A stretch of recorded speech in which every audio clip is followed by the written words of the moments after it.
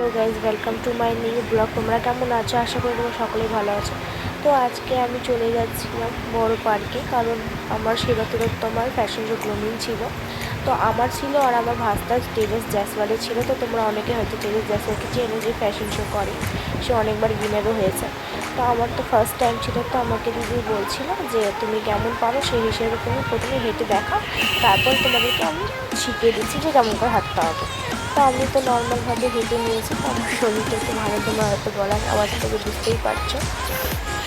তারপর আমি তো হেঁটে দিদিকে দেখিয়ে দিলাম যে আমি তেমন কিছু পারি না।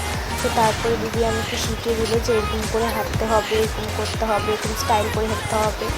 তো আমি তো প্রথম বুঝতে পারিনি। তারপর দিদি যখন শিখিয়ে দিল তখন আমি ব্যাপারটা বুঝতে পারলাম। তো দিদির কাছে সব কিছু ক্লিয়ার করে নিলাম।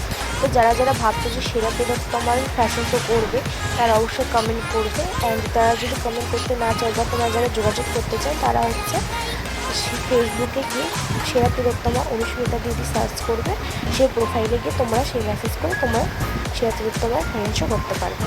তো এটা তোমাদেরকে বলে দিই, সেরা তিলোত্তমা ফ্যাশন শো 5 ডিসেম্বর পর্যন্ত রেজিস্ট্রেশন করা হবে, আর 14 ডিসেম্বরে রয়েছে ফ্যাশন শোটা।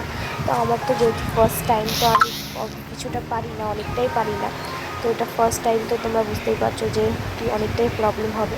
তো আমি, তোমরা ভাবছো হয়তো হিল পরতে হয়, হ্যাঁ হিল পরতে হয়। তো আমার যেহেতু হিলটা একটু নেওয়া কম হয়েছিল না, তখন অর্ডার দিয়েছিলাম বাট আসেনি। তো সেই জন্য আমি শু পরে গিয়েছিলাম। তারপর আমি হিল পরে যাবো নেক্সট ডেতে। তো নেক্সট ডে আমাদের 15 তারিখে শো আছে। শো বলতে গ্রুমিং আছে 15 তারিখে, আর শো রয়েছে ডিসেম্বর 14 তারিখে। আজকের জন্য এতটাই, দেখা হবে নেক্সট ভিডিওতে। ভালো লাগলে অবশ্যই